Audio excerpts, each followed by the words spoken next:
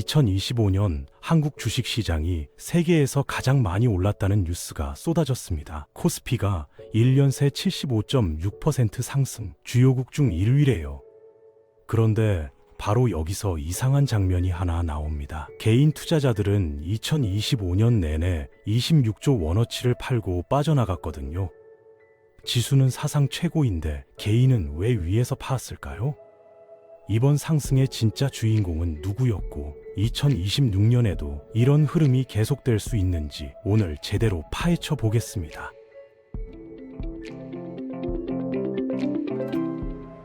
먼저 코스피가 75.6% 올랐다는 숫자부터 뜯어봐야 합니다. 이 수치는 2025년 마지막 거래일 종가를 전년 말 종가와 비교한 연간 수익률이에요. 그냥 1년 동안 얼마나 올랐냐를 본 겁니다. 그런데 2025년 4월 9일에 코스피가 2293까지 떨어진 적이 있었어요.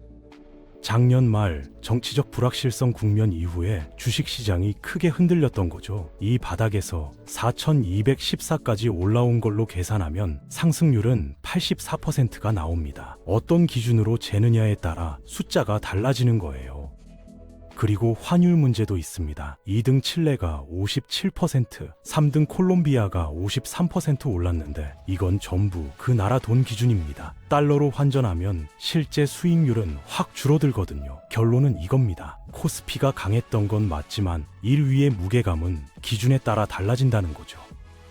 이번 주식시장 상승은 누가 샀는지보다 누가 팔았는지를 봐야 이해가 됩니다. 2025년 10월까지 개인 투자자는 총 26조 원어치를 팔았어요. 주가가 2,700에서 4,000으로 올라가는 동안 개인들은 계속 팔고 나왔습니다. 3,000을 넘을 때마다 100포인트씩 더 오를 때마다 개인들은 그 구간에서 팔기 시작했죠. 특히 삼성전자 같은 큰 회사 주식을 오래 물고 있던 사람들이 본전 찾는 구간에서 팔았던 겁니다. 2020년 코로나 때를 기억하시나요? 그때는 외국인들이 팔 때 개인들이 샀습니다. 동학개미 운동이라고 불렸죠. 하지만 2025년은 완전히 반대였어요. 6월 이후 본격적으로 주가가 오를 때 외국인들은 20조 원 이상 샀고 기관 투자자들도 18조 2천억 원을 샀습니다. 개인은 주가가 높아질수록 수익을 챙기려고 팔았고요. ETF나 인덱스 펀드 같은 간접 투자 쪽에서는 다시 사는 흐름이 나오긴 했지만 개별 종목에서는 완전히 파는 쪽이었습니다. 이번 상승의 주인공은 동학개미가 아니었던 거죠. 그럼 누가 이 상승을 끌어올렸을까요? 외국인 투자자들과 반도체 회사들, 그리고 정부 정책에 대한 기대감이었습니다. 2025년 상반기까지만 해도 코스피는 별로였어요. 정치적 불확실성 국면에서 외국인들은 5월까지 16조 원어치를 팔았습니다. 4월에 탄핵이 있었고 6월에 조기 대선으로 이재명 후보가 당선되면서 분위기가 바뀌기 시작했죠. 이재명 정부는 출범하자마자 코스피 5,000을 목표로 내걸었거든요. 주식시장을 살리겠다. 주주들한테 더 잘해주겠다. 한국 주식의 저평가 문제를 해결하겠다는 정책들을 연이어 발표했습니다. 이런 정책 기대감이 생기자 외국인 돈이 다시 들어왔어요. 특히 반도체 대기업들 위주로요. 삼성전자와 SK하이닉스는 12월 한 달 동안 두 자릿수 급등했습니다. 두 회사 주가 모두 역대 최고가를 찍었죠. AI 반도체 수요가 폭발하면서 메모리 반도체 시장도 회복세를 보였거든요. 2025년 코스피 상승의 핵심은 결국 반도체였습니다. 조선, 방산, 원전 같은 정부 지원받는 업종들도 함께 올랐지만 시장에서 차지하는 비중으로 보면 반도체가 압도적이었어요. 기타 법인이라는 카테고리도 10조 5천억 원어치를 샀는데 이건 대부분 회사들이 자기 회사 주식을 사들인 거로 봅니다. 이재명 정부가 법을 바꿔서 회사들이 자기 주식을 사서 없애도록 유도하겠다고 밝혔거든요. 회사들이 미리 자기 주식을 사들이기 시작한 거죠. 그렇다면 이재명 정부의 주식시장 활성화 정책, 실제로 얼마나 효과가 있었을까요? 출범 직후부터 코스피 5,000, 주주 친화 같은 목표를 전면에 내세웠습니다. 회사 임원들의 책임을 강화하고 주주들의 권리를 확대하겠다는 법 개정안을 발표했죠. 방향 자체는 맞았습니다. 하지만 2025년 말 기준으로 이 정책들 중 상당수가 여전히 법안 논의 중이었습니다. 국회에 묶여 있었고 세부 규정도 확정되지 않았어요. 결국 지금까지의 상승은 정책이 실제로 작동한 게 아니라 나올 거라는 기대에 따른 것이었던 겁니다. 반도체 이야기를 좀 더 깊이 들어가 보죠. 2025년 코스피 상승의 핵심은 삼성전자와 SK 하이닉스였습니다. 두 회사 주가가 역대 최고가를 찍으면서 지수를 끌어올린 거예요. 수익이 좋아진 데는 두 가지 이유가 있었습니다. 첫째, AI 서버와 고성능 메모리 수요가 폭발했어요. HBM 같은 고급 메모리 제품이 엄청나게 팔려나갔죠. 둘째, 메모리 가격이 다시 올랐습니다. 디램과 낸드 가격이 바닥을 찍고 반등하면서 회사들이 버는 돈이 급격히 늘어났거든요. 글로벌 AI 반도체 수요는 여전히 강합니다. 아마존, 마이크로소프트, 구글, 메타 같은 큰 기술 회사들이 AI 관련 시설에 계속 투자하고 있거든요. 2025년 기준으로 이 회사들이 AI에 쓴 돈은 연간 4천억 달러가 넘었어요. 이건 AI 데이터 센터, 전력 설비, 반도체 구매에 들어가는 비용입니다. 이 정도 규모면 잠깐 주춤할 순 있어도 전체적인 투자 흐름 자체는 계속될 거라는 게 전문가들의 공통된 의견이죠. 하지만 10월과 11월에는 급격하게 떨어진 적이 있었어요. AI 거품 우려와 미국 금리 인하가 늦어질 거라는 우려가 겹치면서 전 세계 반도체 관련 주식들이 순식간에 떨어졌죠. 시장은 이 하락을 반도체 시대가 끝난 게 아니라 너무 올랐던 걸 조정한 거로 해석했습니다. 미국 금리와 돈의 흐름이 불확실해지고 일부 AI 회사들이 돈을 제대로 못 벌 거라는 우려가 겹친 기술적인 조정이었다는 거죠. 실제로 12월 들어 반도체 주식들은 다시 올랐고 코스피도 4,200을 회복했습니다.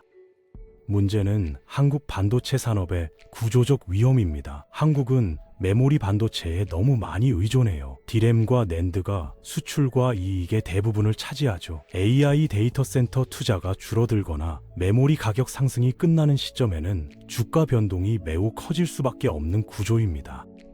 지금 코스피 상승은 AI 성장이라는 실제 성과와 AI 기대라는 심리가 섞여 있는 거예요. 큰 기술 회사들의 투자가 줄어드는 순간 한국 주식시장은 가장 먼저 흔들릴 가능성이 큽니다. 2020년 전망으로 넘어가 보겠습니다. 증권사 리서치 센터장들은 상고하저 흐름을 예상하고 있어요. 상반기에는 오르고 하반기에는 조정받는다는 뜻이죠. 대신증권은 코스피가 4,000에서 5,300 사이에서 움직일 거라고 봤고 메리츠증권은 3,559에서 5,089 사이로 봤습니다. 5,000을 넘을 가능성을 높게 본 거예요. 근거는 전 세계적으로 돈이 많이 풀리고 법 개정 효과가 나타날 거라는 겁니다. 주요국들이 금리를 내리고 정부 지출을 늘리면 자산 가격이 올라갈 거라는 전망이죠. 미래에셋증권은 좀 더 조심스러웠어요. 코스피 5,000이 제대로 자리 잡으려면 실적과 제도가 함께 좋아져야 한다고 봤습니다. 반도체에만 의존하지 말고 다른 업종들도 돈을 안정적으로 벌 수 있어야 한다는 거죠. 정부의 산업 정책이 뒷받침돼야 한다는 조건을 달았습니다. 한국투자증권과 키움증권도 비슷했어요. 주가를 수익으로 나눈 값이 10배 이하인 구간에서 조금씩 나눠서 사라고 권했고 법 개정 혜택을 받을 은행이나 증권 같은 저평가된 업종들이 재평가받을 수 있다고 봤죠. 주목해야 할 업종은 여전히 반도체입니다. AI 수요가 늘어나면서 2026년 반도체 회사들이 버는 돈이 전년 대비 2배 가까이 늘어날 거라는 전망이 나오고 있거든요. 나라 단위로 AI 관련 시설 투자가 빨라지면 전망은 더 좋아집니다. 조선, 방산, 전력기기 같은 정부 지원 업종들도 계속 언급됐어요.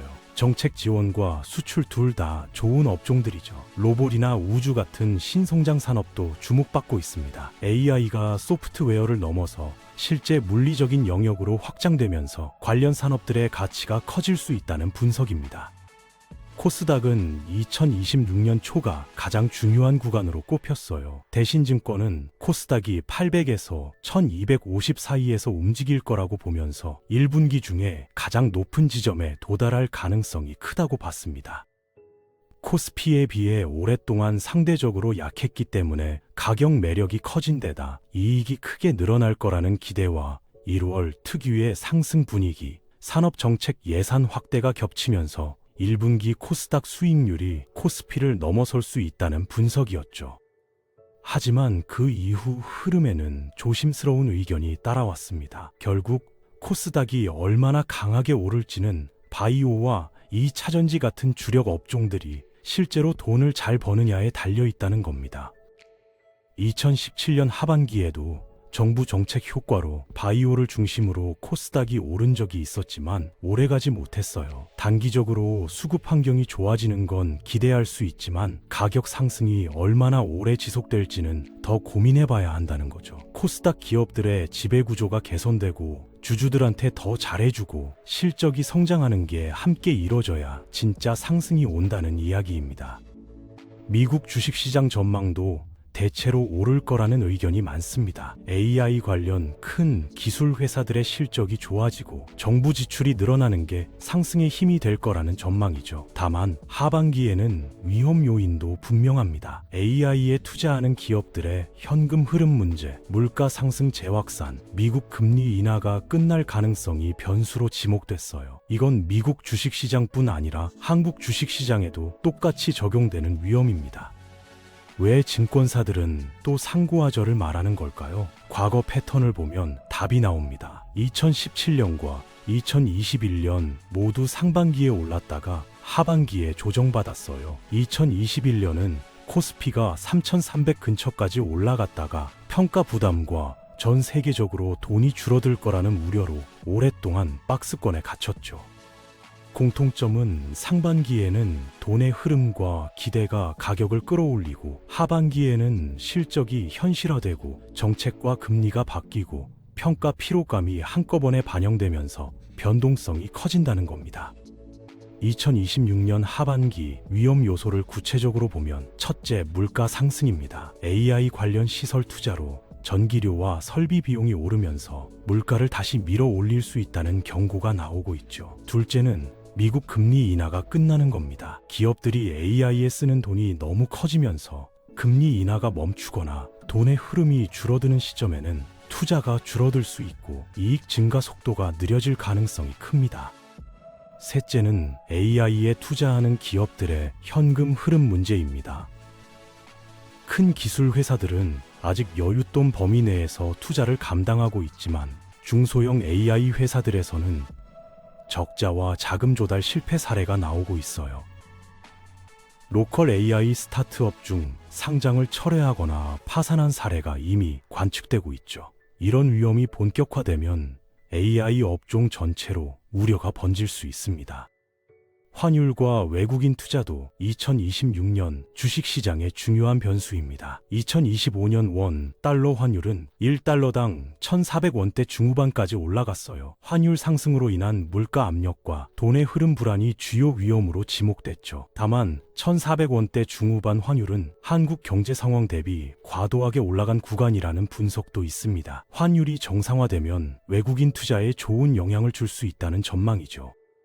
리서치 센터장들은 개인 투자자들에게 투자의 무게를 상반기에 두라고 공통적으로 주문했습니다. 상반기에는 외국인 투자와 정책 실적 모멘텀이 주가를 끌어올릴 가능성이 높다는 판단이에요. 적극적으로 비중을 늘리는 전략이 먹힐 거라는 겁니다. 반면 하반기에는 물가 상승과 금리 경로, AI 투자 위험을 점검하면서 점진적으로 속도를 조절해야 한다고 조언했죠. 메리츠 증권은 상고하저 가능성을 염두에 두고 주식 60%, 채권과 금 30%, 현금 10% 비중으로 연초에 적극적인 주식 비중 확대가 필요하다고 밝혔습니다.